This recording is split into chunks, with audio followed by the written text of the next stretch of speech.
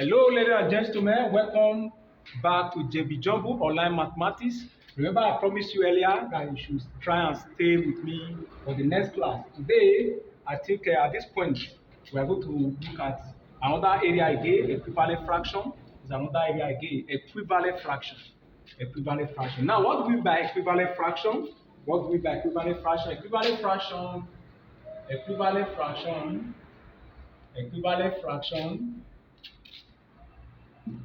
Fractions are fractions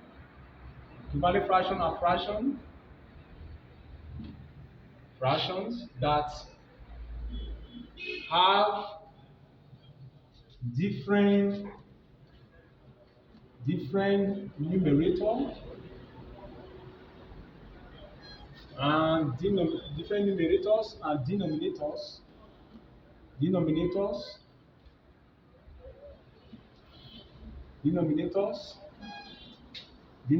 They have different numerator and denominators. But they have equal value. Equal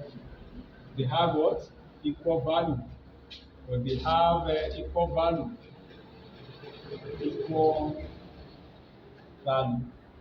They have equal values or results. I mean, when you solve them at the end, they have the same result or the same value. It means that there are some fractions that have different denominators and numerators, but when you are solving them at the end, they contain the same answer. They will give you the same answer. Now we are going to look at example here. Some of the example, for example, like 5. Let us see example. Example 5 over. Let's see 5. Look at 2 over. Let me say 2 over 10 and 2 over 10 and 3 over 15. 3 over, okay, 5 over, let us say 5 over, okay, 3 over 15, I think so, 3 over 15 will work. 3 over 15 will work. 3 over 15 will work. 3 over 15, I think they are going to have equal value. Now, how do we know that if they really have equal value? Let us see. Let us try them. 2 over 10, let us see. 2 over 10, reduce it. Remember, I've taught you how to reduce fraction to its lowest tens. Using that method now, reduce this 2 here 1, 2 here is I think it's 2 here is 5. Okay, let us see this one. 3 over 15. Let us try 3 over 15. 3 here is 1. 3 here is 5. Therefore, you can see both of them have an equal result. Look at it. Both of them have an equal result. I told you that equivalent fractions are fractions that have different numerators and denominators, but they have what? Equal values or results. You can see they are having different.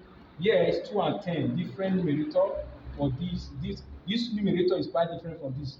The denominator is quite different from this. But at the end, they contain the same results. Meaning a fraction like this is said to be what? Equivalent fraction. Let us try other example of equivalent fraction. Let us try 9 over 6 and 15 over 10. 15 over 10 is also an example.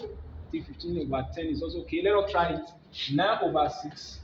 Okay, let us reduce. What can go? 3 is one that can go. 2 can only go to 6. We cannot go to 9. Let us reduce it by 3. 3 here is 3. 3 here is 2. Okay, we cannot reduce further. Let us reduce this one. I think we are going to be having reduce this one. Now 2 can only go to 10, but cannot go to 15. Therefore, what can go now? I think it's going to be 3. Okay. 5 can go. Let 5 go. 3 can also go. 5 here is 3. 5 here is 2. Therefore, you can see they have the same result. How you can see they have an equal result. I think you can also try this one. 4 over 8. And also, okay, let us see 4 over 6 and 8 over 12. 8 over 12. Let us see 8 over 12. Let us try this one. 4 over 6. Let us reduce. I think when we reduce, it will be 2. Reduce 3. I think so. Yes.